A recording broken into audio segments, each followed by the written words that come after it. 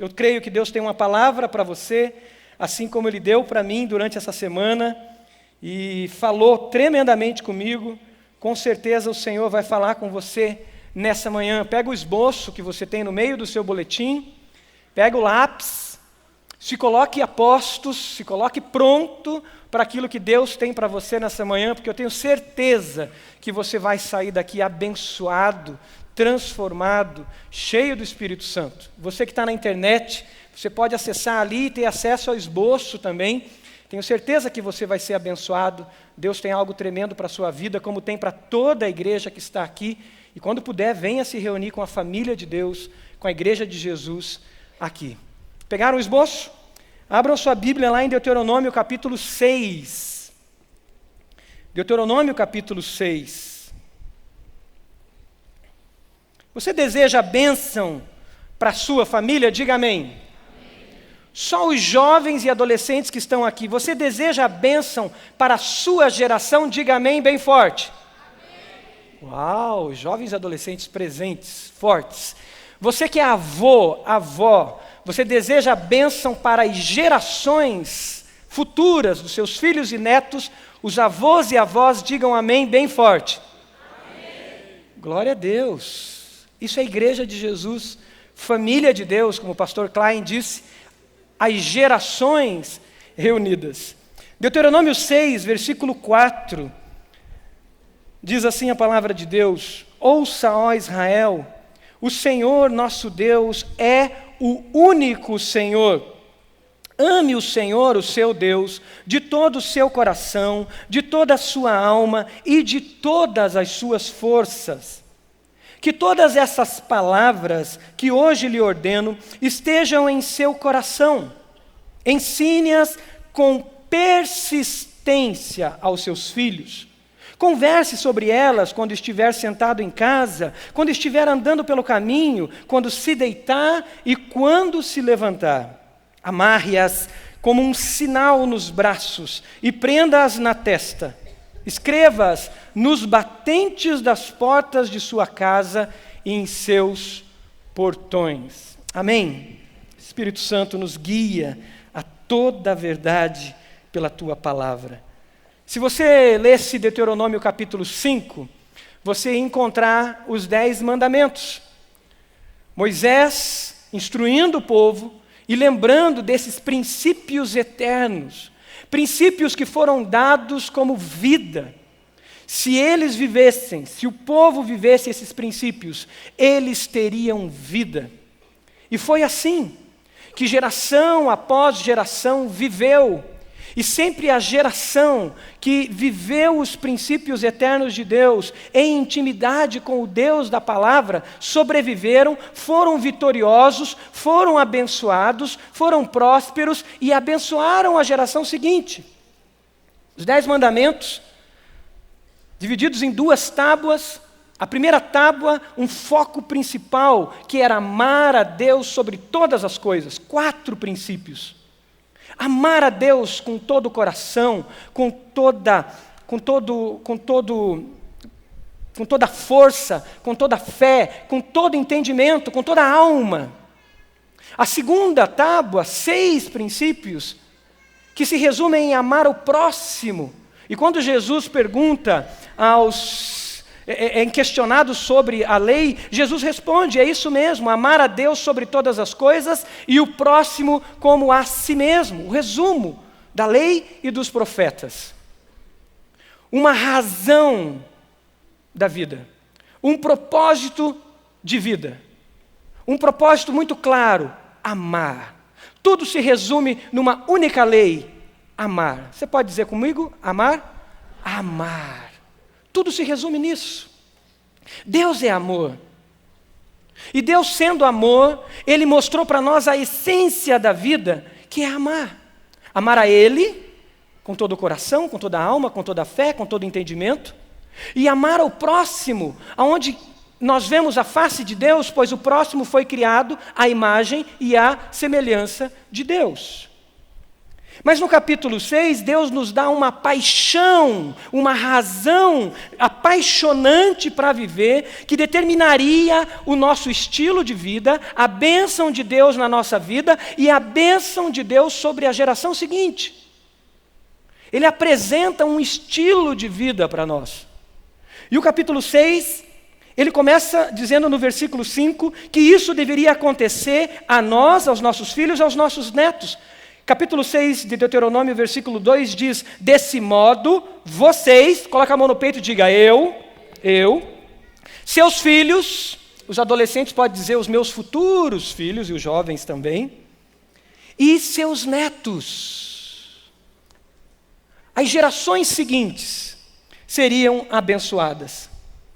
O chamado de Deus para nós é um chamado geracional.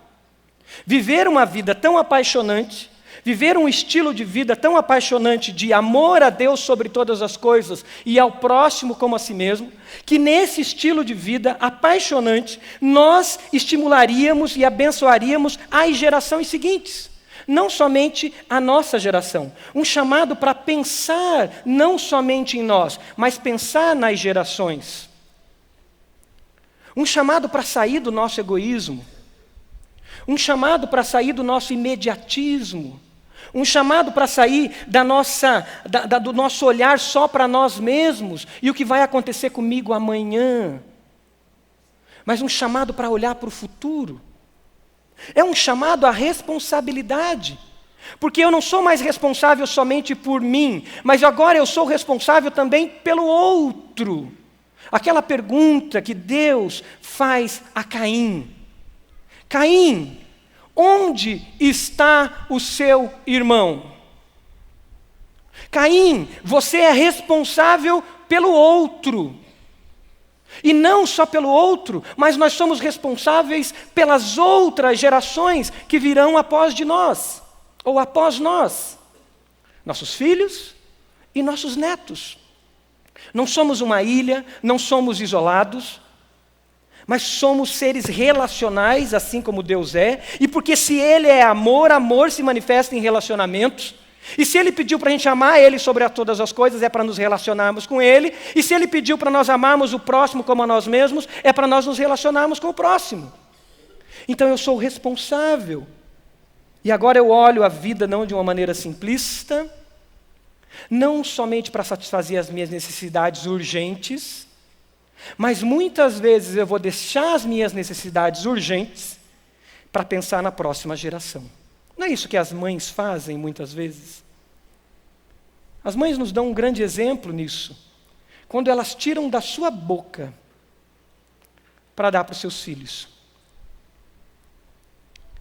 Elas deixam de resolver um problema imediato dela, de uma necessidade básica de sobrevivência, que é seu alimento, mas ela não consegue, ela entrega ao seu filho. Ela está com o coração ligado a uma nova geração, ela teve uma conexão com uma nova geração, e ela está olhando para essa nova geração. Então ela abre mão de si mesmo, em favor das gerações seguintes.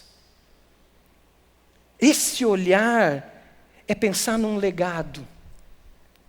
Não um legado de quanto você vai deixar de dinheiro, não um legado de quanto o seu nome ficou famoso e o teu filho vai viver à base do seu nome, mas um legado espiritual que passa de você adolescente, você jovem, para a sua geração, e as ações suas agora refletem na sua esposa no futuro, no seu esposo no futuro, depois nos seus filhos e depois nos seus netos.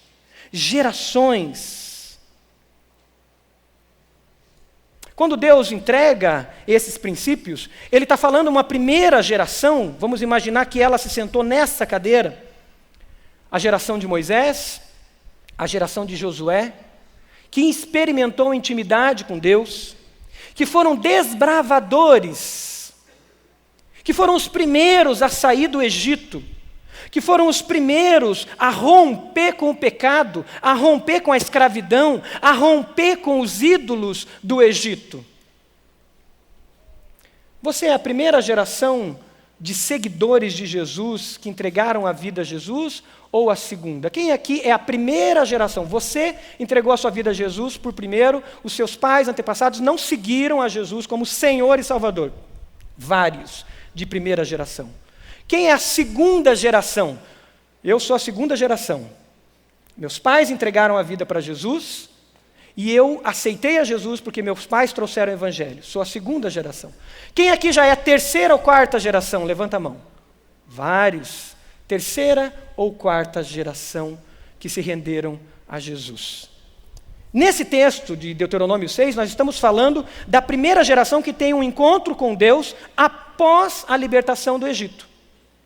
Você que é de segunda geração, como eu fui da segunda geração, talvez você não experimentou na sua casa as lutas contra o pecado que o seu pai enfrentou.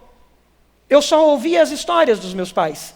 Minha mãe dizia sobre as histórias do meu pai viciado em jogo. Gostava de jogar sinuca. Ficava no bar jogando sinuca horas e horas. Ganhou muita coisa e perdeu muita coisa.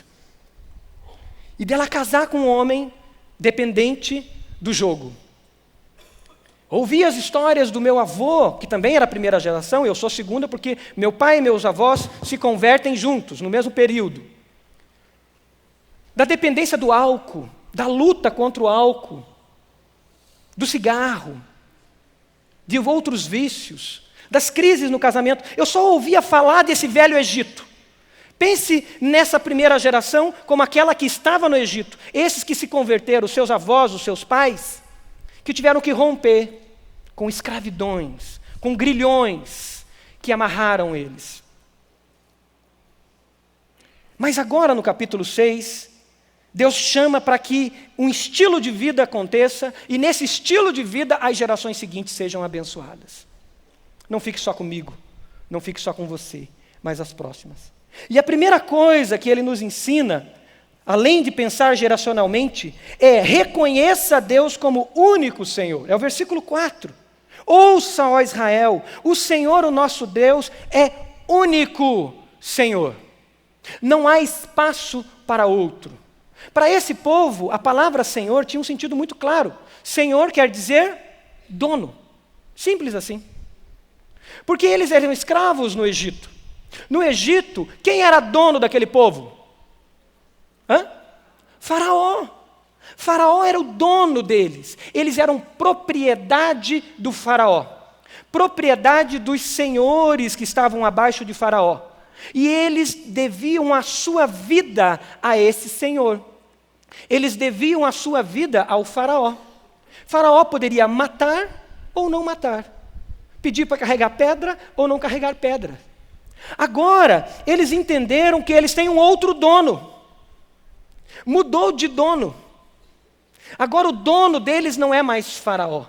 O dono é Deus. Deus é o dono da sua vida. Deus manda na sua vida. Você realmente vê você, pessoa, como propriedade exclusiva de Deus? A palavra de Deus diz que nós somos propriedade exclusiva de Deus, povo santo, separado, para anunciar as grandezas de Deus. Propriedade exclusiva. Por que propriedade exclusiva? Porque fomos comprados, resgatados de um outro dono, de um outro Senhor. E agora somos dele. E se queremos que as próximas gerações vivam a bênção de Deus, nós temos que reconhecer Deus como único dono meu, único Senhor meu. Ninguém mais é dono meu. Essa palavra incomoda nos tempos da pós-modernidade, porque isso lembra a autoridade, isso lembra prestar contas, isso lembra temor, não medo, temor. Quem tem medo, foge de quem ele tem medo. Quem tem medo se esconde. Lembra de Adão e Eva? Quando pecaram contra Deus, eles tiveram medo e eles se esconderam. Quem tem temor a Deus, ele reverencia, ele se dobra, ele se ajoelha, ele se prostra e ele diz: Deus meu e Senhor meu, tem misericórdia de mim. A minha vida não é minha, é tua. Eu sei que o Senhor tem poder de me consumir, o Senhor tem poder de fazer eu desaparecer, mas eu sei que o Senhor é Deus de amor, Deus de graça. Tem misericórdia de mim e eu reverencio, eu temo a Ele. Quem tem medo se torna violento contra aquilo que ele tem medo. Na hora que a gente está com medo, você não é capaz de fazer loucuras? O medo não é capaz de fazer você matar uma pessoa, às vezes? Na reação de medo, você não controla as suas emoções, você se torna até violento. Muitas pessoas que têm medo de Deus, elas são até violentas contra Deus, muitas vezes, amarguradas contra Deus. Fonte de uma reação negativa contra Deus. Mas esse texto nos chama a ter temor a Deus, algo que precisamos resgatar em nossos tempos, pois Deus muitas vezes é visto como um Papai Noel. Alguém que, se você fizer coisinhas boas, ele vai te dar um presente no final do ano. Deus é visto muitas vezes como um papaizão bonachão. Ele fala, ele resmunga, mas no fundo ele é até um bobão. E a gente engana ele, a gente faz algumas coisas que podem enganá-lo. Ou muitas vezes Deus como um policial. Mas Deus nos chama a submissão e a temor.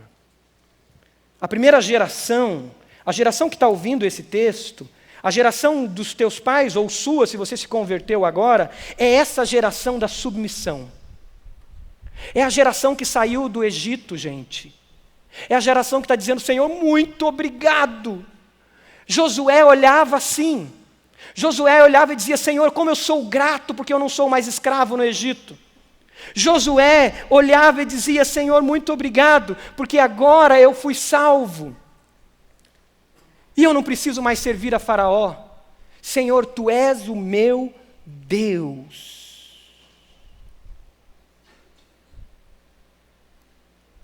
Mas pode ser que as gerações seguintes se distanciem de Deus. E uma segunda geração pode não entender essa autoridade de Deus. Pode não viver essa autoridade de Deus. Esse temor a Deus. E sem temor a Deus ela se afaste. Vai ser colocado um texto de Juízes, se você quiser abrir na sua Bíblia, abra Juízes 2, que fala das gerações seguintes a Josué. É importante que você sublinhe na sua Bíblia. Juízes, capítulo 2, do versículo 6 em diante, diz: depois que Josué despediu os israelitas, eles saíram para ocupar a terra, cada um a sua herança. O povo prestou cultos ao Senhor. Ele está falando dessa primeira geração. Prestou cultos ao Senhor. O povo prestou culto ao Senhor durante toda a vida de Josué e dos líderes que continuaram vivos depois de Josué. E que tinham visto todos os grandes feitos que o Senhor realizara em favor de Israel. Josué, filho de Num, servo do Senhor, morreu com a idade de 110 anos. Aí continua o texto. Josué foi sepultado na terra de sua herança, em Timnat-Herés, nos montes de Efraim, ao norte do monte Gaás. Depois que toda aquela geração foi reunida aos seus antepassados, surgiu uma nova geração, que não conhecia o Senhor e que ele havia feito por Israel. Então os israelitas fizeram o que o Senhor reprova, e aí essa nova geração, traz uma cadeira aqui para mim, prestou culto aos Baalins e abandonaram ao Senhor. Muito obrigado. O Deus dos seus antepassados que o havia tirado do Egito, e seguiram e adoraram vários deuses dos povos ao seu redor, provocando a ira do Senhor. Uma primeira geração, Moisés, Josué que entra na terra prometida, que começa a viver nessa terra. Uma segunda geração, que já não vive uma experiência de submissão a Deus, de temor ao Senhor, mas eles contam umas histórias que eles saíram do Egito, o mar se abriu, existia uma coluna de fogo que os protegia à noite no frio, existia o maná, e essa geração está colhendo os frutos da primeira, mas não tem intimidade com Deus e não tem temor ao Senhor. Depois dessa geração surge uma terceira, que se afasta do Senhor e ela começa a adorar a outros deuses. Deus não é mais o seu único Senhor. Terceiro desafio que a gente tem é não adorar outros deuses. Moisés foi tentado a adorar outros deuses. Grande parte daquele povo que saiu do Egito se rendeu a outros deuses. Murmuraram, muitos não entraram na terra. Josué foi fiel. Uma geração foi fiel com Josué. Mas alguns, depois, ficaram mornos e na sua mornidão seguiram outros deuses. Deuteronômio 6,14 diz: não sigam outros deuses, os deuses dos povos ao seu redor. Quais são os deuses que hoje nós enfrentamos? O que os demônios, aqueles mesmos demônios, que faziam o povo crer em Astarotes, fazia o povo crer em Baal e Baalins, fazia o povo crer e criar estátuas de deuses para si. Aqueles mesmos demônios lá, o que hoje eles estão fazendo para tirar a gente do único Deus e fazendo a gente adorar outros deuses? Que deuses são esses que na atualidade pode tirar você de ter Deus como único Senhor e te levar a outros deuses? Jesus nos ajuda nisso. Em Lucas capítulo 17, se você quiser abrir a sua Bíblia e sublinhar esses versículos, abra e sublinhe, porque Jesus vai nos mostrar sobre os últimos dias, e nós vivemos os últimos dias. E Jesus vai falar que nos últimos dias aconteceria algo no nosso comportamento, na nossa ação, no nosso estilo de vida, que nos tiraria do único Deus verdadeiro.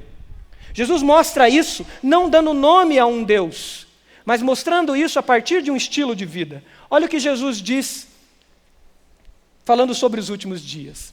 Assim como foi nos dias de Noé, também será nos dias do Filho do Homem. O povo vivia comendo, bebendo, casando-se e sendo dado em casamento, até o dia em que Noé entrou na arca.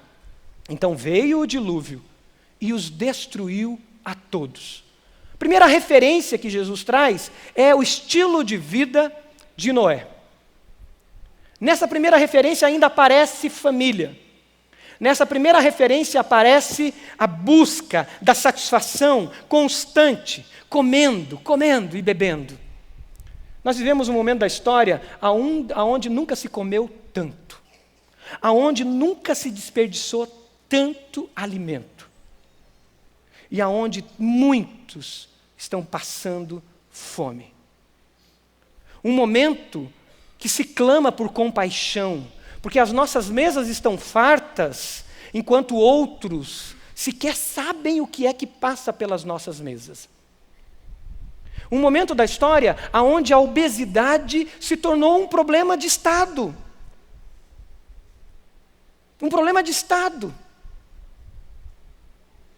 Comendo e bebendo, volte para Noé.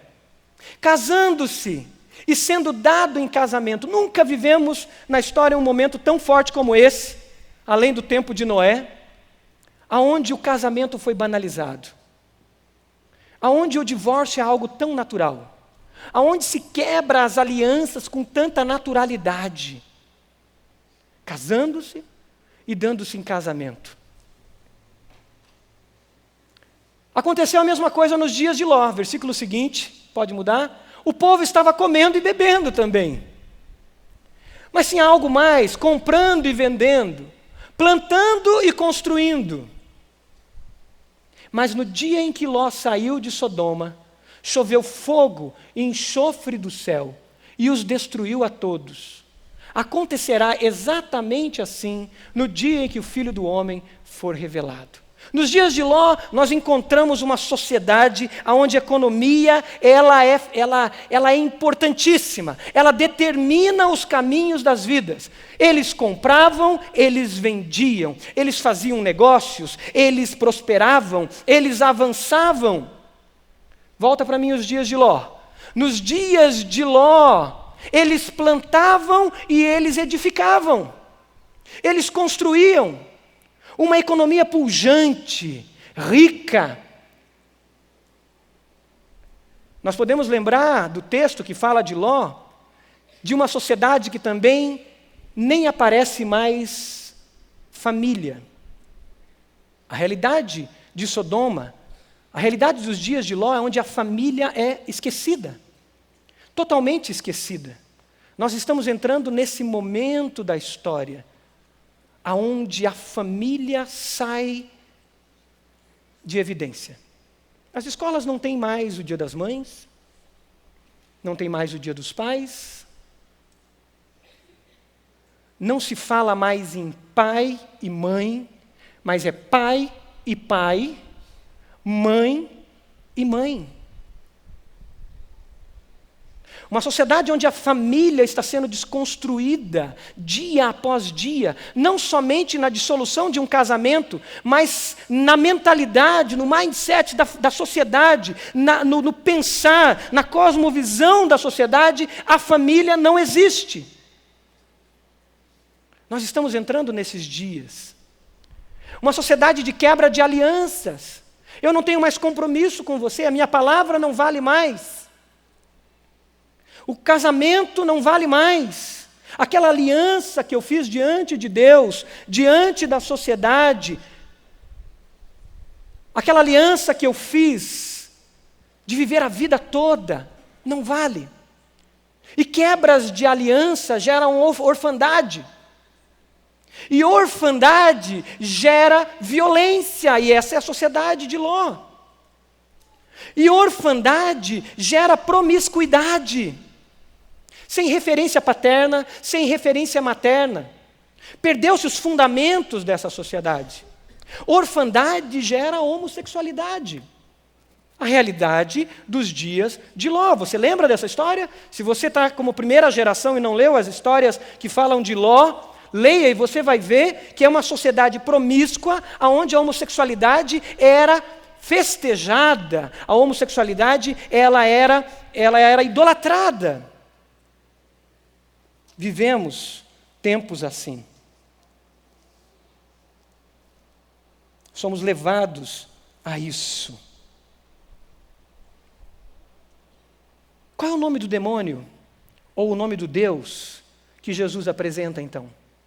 Não tem um nome. Tem um estilo de vida. Sabe por quê?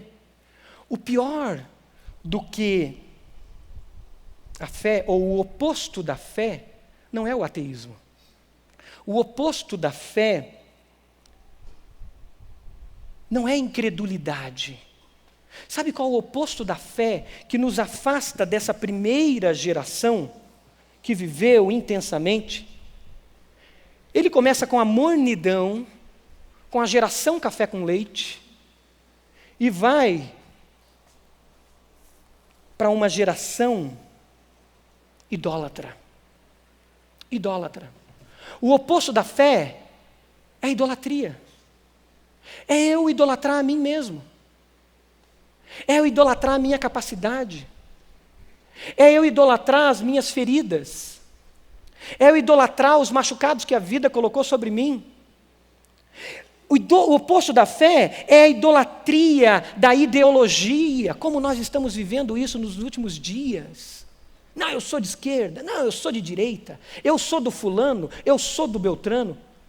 Ideologias, idolatria.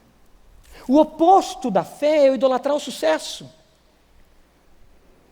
a minha carreira, o meu diploma, o meu sucesso, a minha vaidade. O oposto da fé, que começa com essa mornidão e chega na rebeldia contra Deus, é eu adorar a minha felicidade. E o que interessa para mim é a felicidade. E se não está dando mais, eu quebro a aliança. Se está sendo trabalhoso, se está sendo difícil, esse casamento não vai, então eu quebro a aliança. Ou como acontece em alguns lugares da Europa, se eu vou ter um filho que tem algum problema, que vai nascer com alguma deficiência, a gente aborta. Simplesmente aborta. E o Estado banca esse aborto. Porque eu estou adorando a minha felicidade. Eu estou adorando o meu prazer. E hoje nós vivemos um tempo onde a Europa se considera, uma Europa pós-cristã, por isso, porque eles começaram a adorar a prosperidade, o prazer, a ciência, aquilo que vai dar soluções para eles. E adorando esse Deus, claro que tem os seus demônios pedindo os seus sacrifícios, diz, aborte. É claro que tem os seus demônios pedindo os seus sacrifícios, diz que haja suicídios, como nós vemos tantos suicídios. Esses demônios se aproveitam e se alimentam da miséria humana, produzida às vezes por esse ídolo chamado felicidade. Felicidade. E Deus não é mais meu dono. Imagine Deus ser o meu dono. Deus não é mais meu Senhor. E eu começo a viver a vida de idolatria. Eu não chamo de Balaim, eu não chamo de Baal, não chamo de Astarote, eu não chamo esse Deus aqui de Buda, eu não chamo de consulta aos mortos, eu não chamo de Confúcio, mas ele às vezes está dentro da igreja. E a terceira geração idólatra, muitas vezes, está aqui, sentada conosco.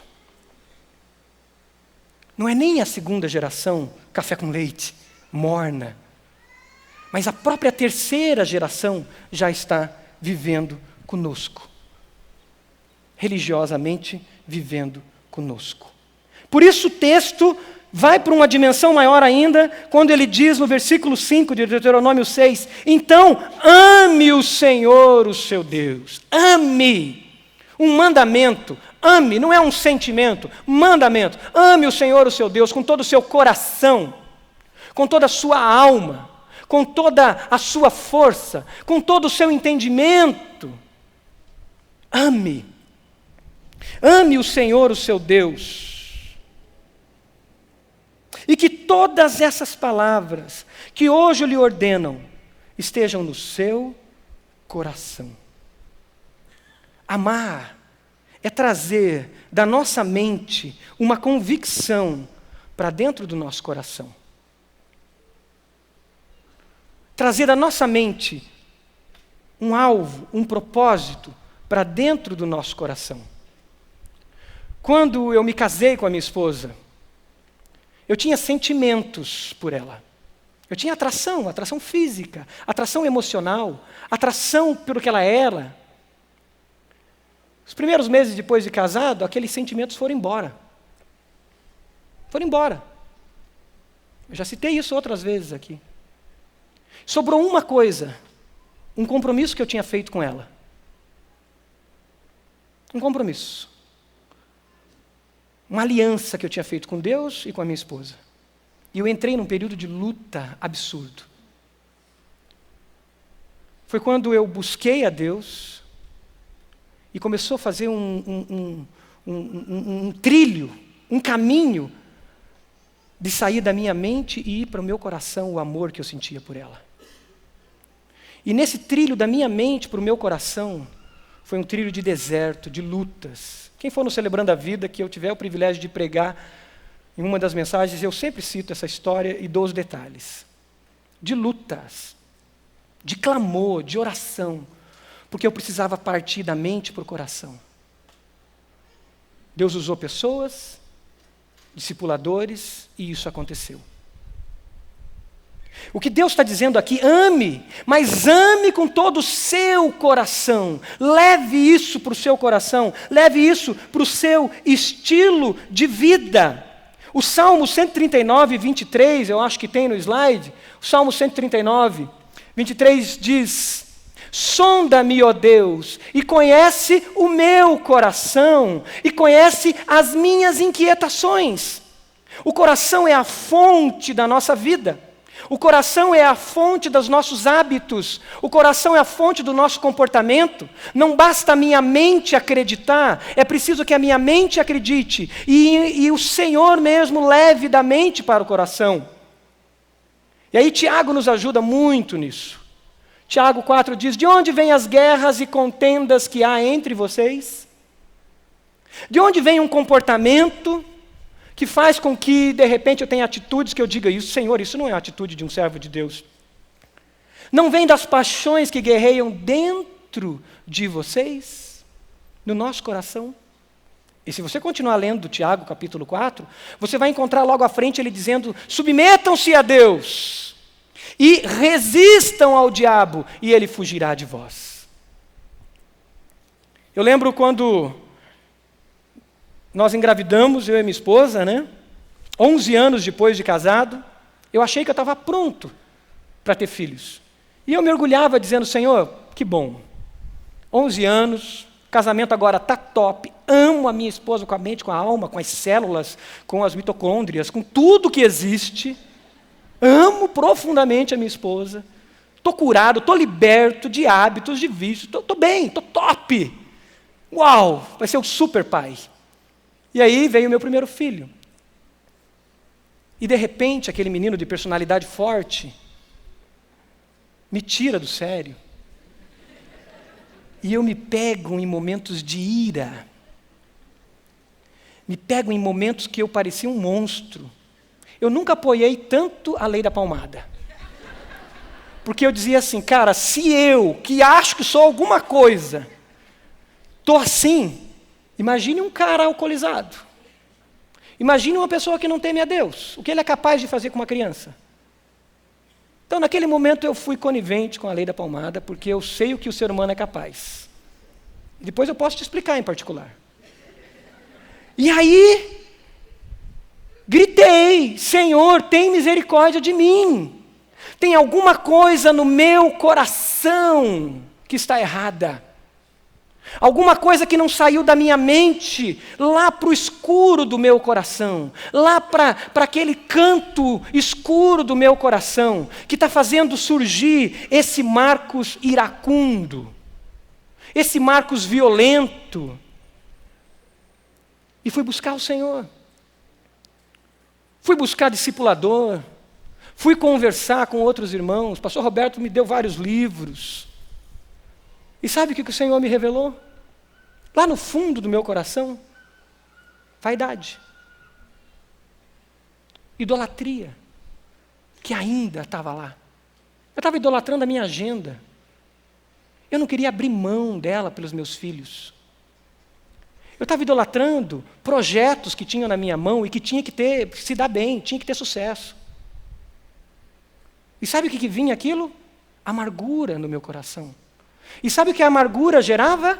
Violência, ira, explosão.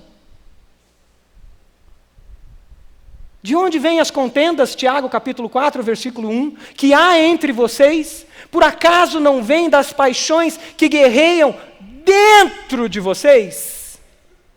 Que precisam de cura. O nosso coração tem que estar rendido ao Senhor. Arrancar a vaidade, a ansiedade, a mesquinhez, ressentimentos, aonde a cruz de Cristo ainda não entrou, aonde o nosso ego ainda não foi crucificado.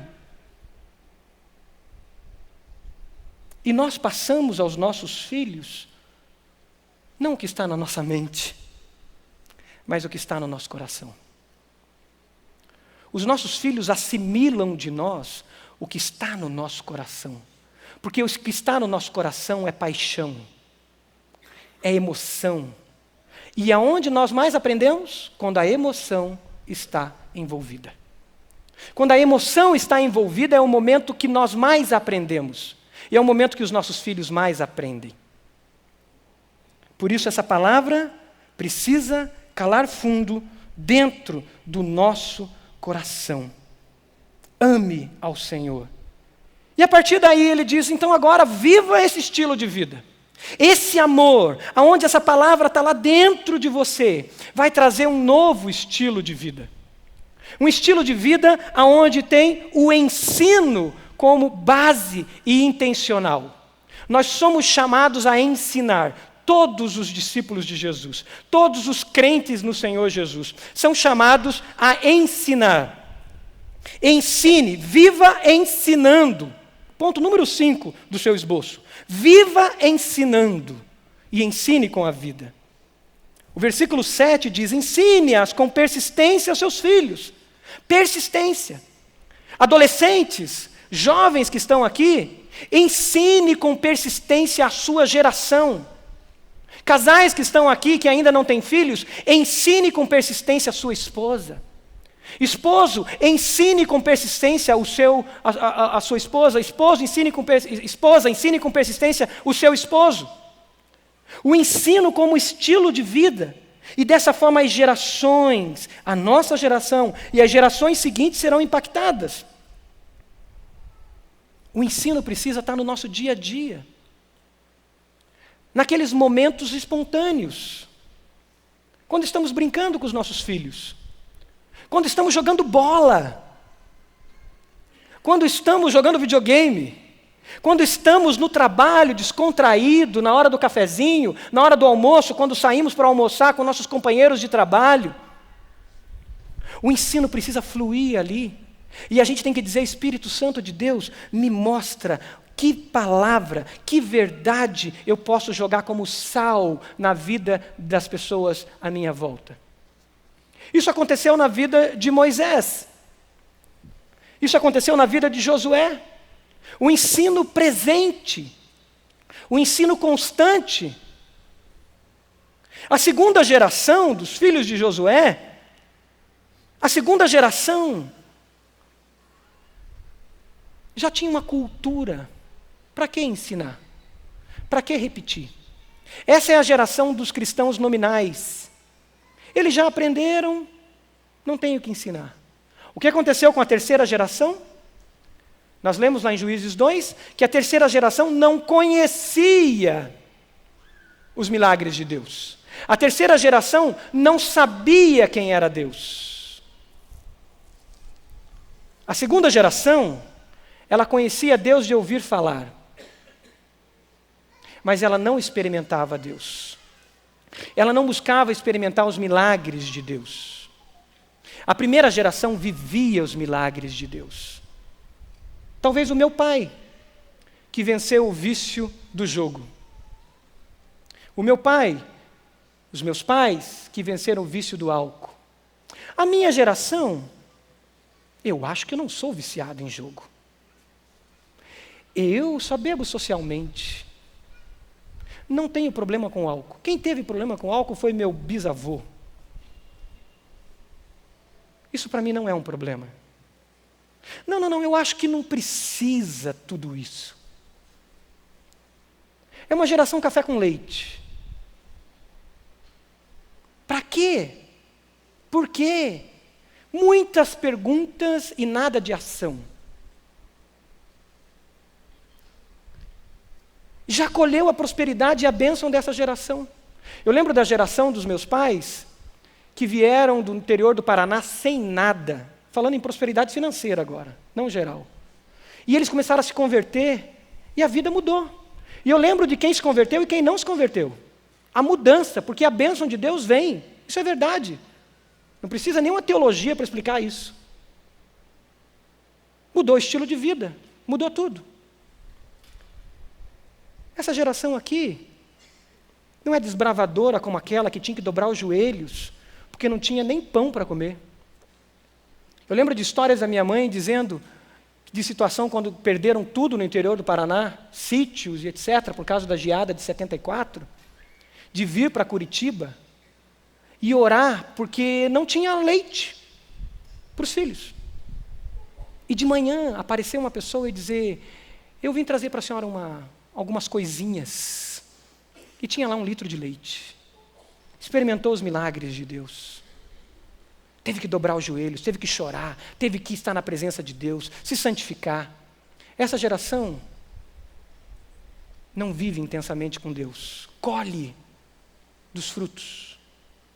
Essa aqui vai estar distante do Senhor, distante dEle. Qual dessas cadeiras você está? O ensino faz parte no teu dia a dia? Essa semana eu passei por uma crise relacionada ao ensino. O Espírito Santo me incomodou porque eu fui omisso numa situação. Tinha que resolver uma questão legal e fui buscar profissional na área, e um senhorzinho de 75, 80 anos, simpático, conversou comigo horas. Tinha conversado semana passada, essa semana de novo. E ele falou, não precisa, não se preocupe com isso, você é muito gente boa, tal, pastor e tal. Não se preocupe, não faça, não vai dar problema. Pode ficar tranquilo. Você vai gastar dinheiro à toa, vai perder aí R$500, R$600. E eu, sabendo que ele estava errado, eu ia dizer, não é assim. E eu creio que isso é pecado. E não falei. A hora que eu entrei no carro, estava saindo do carro, ele chegou perto de mim e disse assim, ó, não fala para fulano de tal da tua igreja, porque o fulano de tal vai dizer que é errado isso que eu te disse. Eu falei, meu Deus do céu. E eu estava saindo e não falei para aquele senhor que aquilo era pecado. Cheguei em casa, não conseguia almoçar direito. A minha esposa percebeu que eu não estava bem. Corri para o cartório, corri para onde tinha que correr, peguei os documentos e tal, resolvi o que tinha que fazer, gastei os R$600 e fui para o meu quarto pedir perdão a Deus e dizer, Deus, tem misericórdia de mim.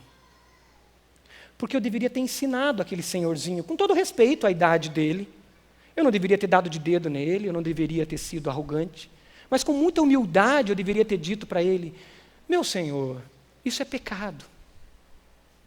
E eu não disse. Eu fui omisso.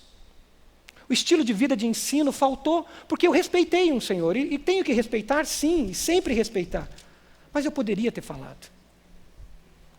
Quantas vezes nós deixamos de abençoar o nosso cliente, deixamos de abençoar uma família, na hora que alguém vem fofocar para você, e você dizer, para, vamos orar por essa pessoa? Você está ensinando. Não, mas não quero ouvir. Vamos dobrar os joelhos aqui, vamos orar por essa pessoa. E espontaneamente ensinar. Eu lembro do meu sócio, de tempos em tempos ele me liga e diz, Marcos, tem mais um cliente que começou a pagar impostos. Glória a Deus, cara, você está ensinando, você está discipulando os seus clientes. Se queremos que as gerações sejam transformadas, precisamos viver isso. E viver isso espontaneamente. Lá em casa a gente tem rotina de ensino. Então, quase todos os dias, não dá todos os dias, mas quase todos os dias nós paramos e oramos juntos. Quando eu não estou em casa, estou aqui na igreja atendendo, a Pri faz isso. Às vezes eu marco o encontro para mais tarde, para dar tempo da gente orar com as crianças, estudar a palavra de Deus e eles irem dormir. Então eles têm uma rotina religiosa, vamos dizer assim. Mas o Samuel levanta muito cedo. E ele já me pegou em momentos espontâneos buscando a Deus. Principalmente de manhã. Ele levanta às vezes 7 horas da manhã, 6h30, daquele tipo. A Pri fica muito brava, mas eu já estou orando.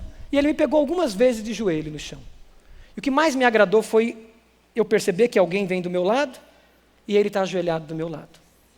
Mas a Sofia não. Nunca ela teve um momento espontâneo assim, de ver o pai fora da rotina, né? Fazendo algo para Deus, algo piedoso. E esses dias ela chegou para mim e falou assim, pai, a mãe falou que a Nadine não está bem de novo. E eu falei assim, filha, então vamos orar.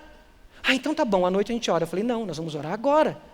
E dobrei os joelhos, ela ficou me olhando assim, porque ela não esperava aquilo.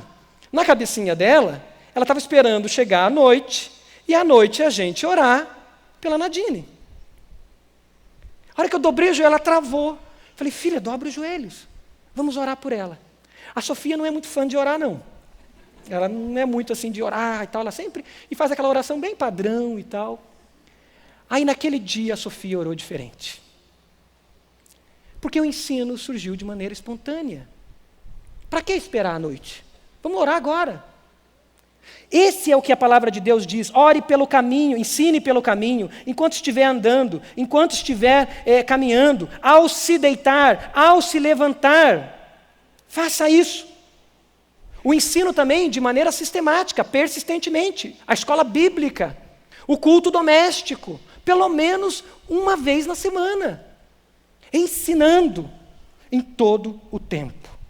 E aí, o quinto, viva ensinando. E também o sexto, ensine com a vida. Eu quero que você veja um teatro. Fique atento a esse teatro.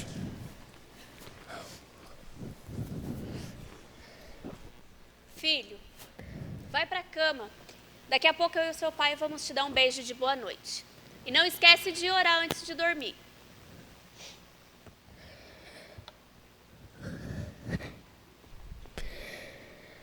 Papai do céu, me transforma no celular. Sabe por quê? Eu sei que o senhor sabe, mas preciso falar.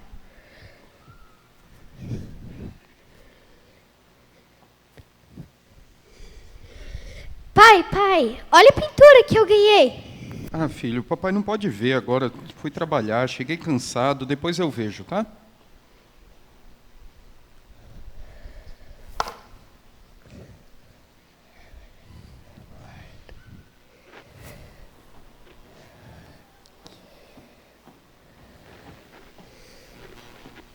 Eu já falei pra você, moleque, eu não quero você mexendo no meu celular. Me dá aqui. Sai daqui. Vai brincar, vai.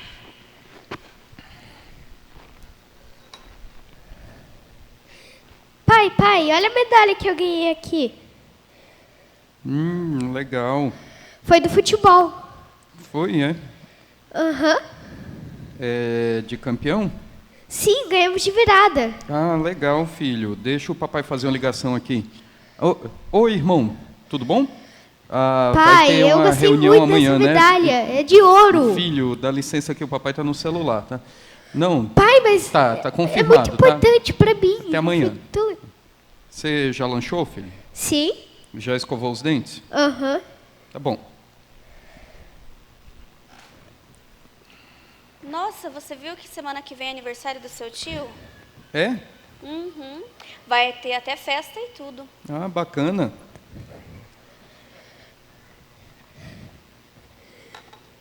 Pai, me ajuda a colocar os personagens iguais? Ah, filho, o papai não pode olhar agora não, tá? Tô ocupado. E você, mãe, quer brincar comigo? Ai, filho, depois a mãe brinca. Vai lá pro seu quarto, vai.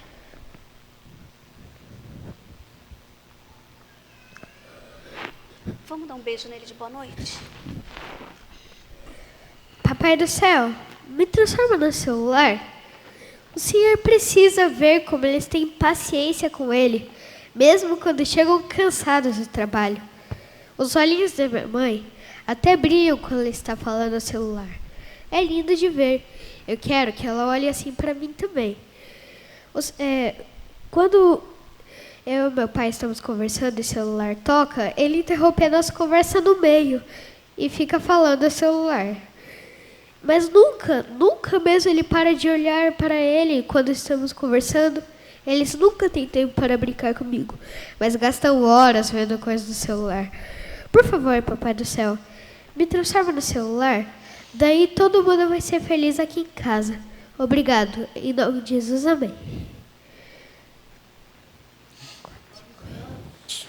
Nós ensinamos o que sabemos, mas nós geramos aquilo que nós somos. Ensinamos o que sabemos, mas geramos aquilo que nós somos. O nosso desafio é um ensino, é um estilo de vida que gere, mais do que filhos biológicos, gere filhos espirituais. Mais do que netos biológicos, gere netos, filhos espirituais. Nosso desafio, jovem, adolescente, você que é casado e ainda não tem filhos, é que você gere vida na sua esposa. E a sua esposa gere vida em você, esposo.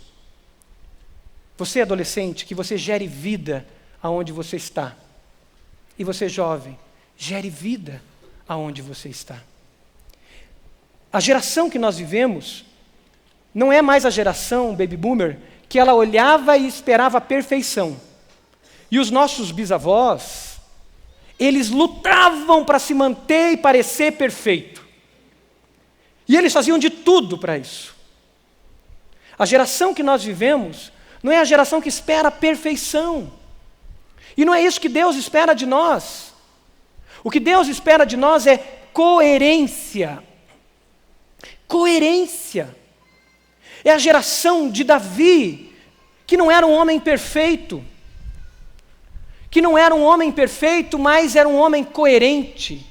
Um homem segundo o coração de Deus, um homem de coração quebrantado, que na luta contra o pecado, ele poderia continuar escondendo o seu pecado, poderia fazer sumir aquele profeta.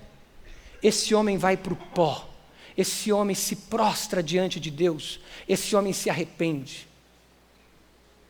A nossa geração precisa ser a geração da coerência, aonde vamos admitir que somos falhos, sim, que lutamos contra lutas que nem nós mesmos sabemos, mas que nós somos rendidos ao Senhor, somos filhos, fomos gerados por Deus, e estamos sendo transformados, estamos em restauração, estamos em construção, e queremos viver intensamente com o Senhor, amando a Deus sobre todas as coisas, e não mais o próximo agora como a nós mesmos, mas nós vamos dizer como Jesus disse, quando Ele disse, eu vos dou um novo mandamento, amando o próximo como Jesus nos amou. E nós estamos vivendo esse caminho de amor. O caminho de amar como Jesus amou. Não uma geração morna. Uma geração que a gente não sabe se é trigo ou é joio. Uma geração que às vezes ora, mas é fofoqueira. Que é dizimista, mas é mesquinha na hora que tem que ajudar numa outra área, ou numa outra oferta, ou com o necessitado à sua porta. Uma geração que você não sabe definir, como a geração de Salomão, que tinha o seu ídolo, o seu sucesso, a sua vaidade. Davi, um pai quebrantado, um homem que viveu intensamente com Deus, coerente. Salomão, um homem que estava afim do seu sucesso, do seu nome, da sua glória. E o que ele faz? Traz os deuses dos outros povos para si. E a terceira geração, Roboão, divide o reino. Divide o reino. Mas Deus sempre tem uma resposta, e eu quero fechar com essa resposta. Deus sempre traz, dá licença, João. Deus sempre traz os seus profetas. E na época de Juízes, surgiu uma mulher chamada Débora. E essa mulher entra na história como uma intercessora. E essa mulher começa a mudar aquela história. E ela começa a interceder pelas gerações. Hoje, Deus está nos chamando a sermos mais do que pais biológicos, a sermos mais do que avós biológicos ou tios, ou um jovem que evangeliza. Deus está nos chamando a ser pais espirituais. E os pais espirituais começam a gerar os seus filhos com a intercessão. Hoje Deus está te chamando para ser uma Débora, que vai interceder pelos netos, pelos filhos que ainda vão nascer, e pelos netos que ainda vão nascer. Hoje Deus está te chamando a lutar pela aliança, e não desistir de uma aliança, mesmo que, como diz Hebreus capítulo 12, versículo 3, mesmo que você tenha que sangrar. Hebreus 12 diz, vocês ainda não tiveram que lutar contra o pecado, a ponto de derramar o seu próprio sangue. Lutar por uma aliança. Sabe o que acontece quando vêm esses homens e mulheres do Senhor? Entram na vida de Josué. Moisés não era pai biológico de Josué, mas Moisés se tornou um pai espiritual de Josué. Elias não era pai biológico de Eliseu, mas Elias se tornou um pai espiritual de Eliseu. Irmãos, a nossa nação está órfã, e ela precisa de pais espirituais dentro das casas, e ela precisa de pais espirituais fora das casas. Nós temos 250 pré-adolescentes nessa igreja sexta-feira à noite. Muitos desses pré-adolescentes são órfãos, porque alguns dos pais não seguem a Jesus. E sabe quem que eles estão olhando? Os casais que vêm aqui na sexta-feira à noite. E eles estão mirando esses casais e dizendo, Senhor... Eu lembro quando eu e a Pri pastoreávamos os adolescentes. Um adolescente chegou para nós e dizia assim, pastor, eu sempre dizia que eu não ia casar nunca. por causa da experiência que ela viveu na família dela.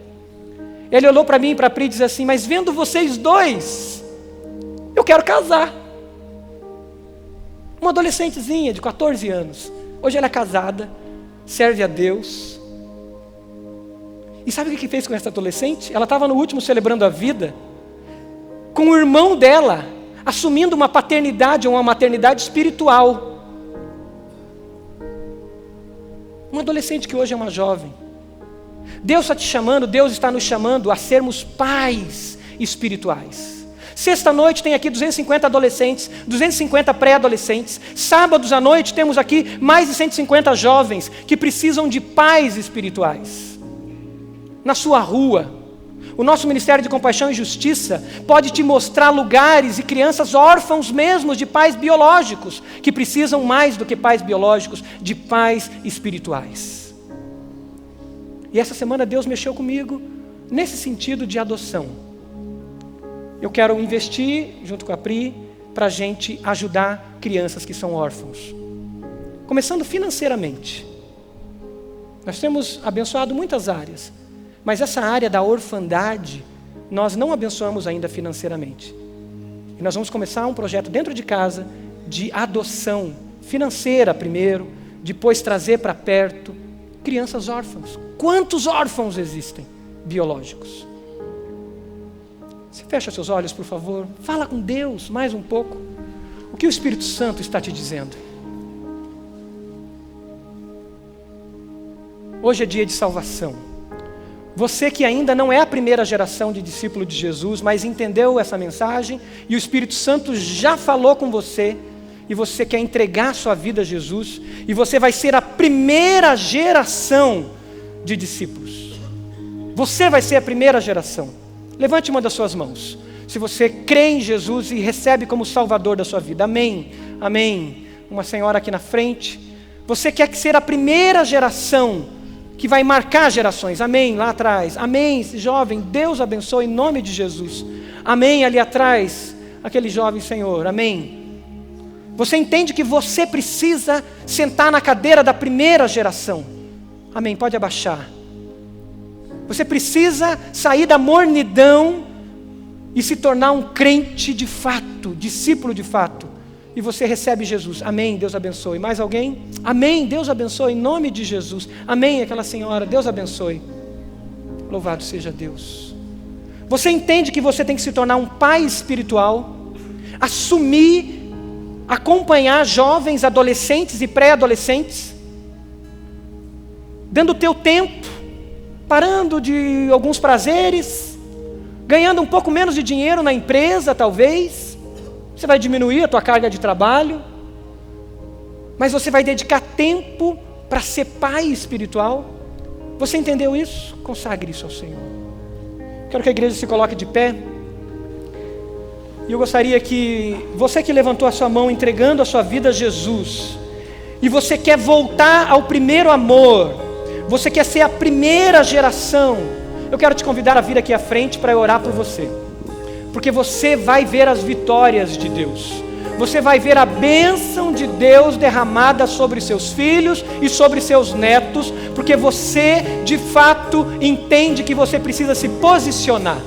Eu te convido a vir aqui à frente e a dobrar os seus joelhos e dizer: Senhor, eu quero ser essa geração que causa impacto. Eu quero ser essa primeira geração que vai fazer diferença.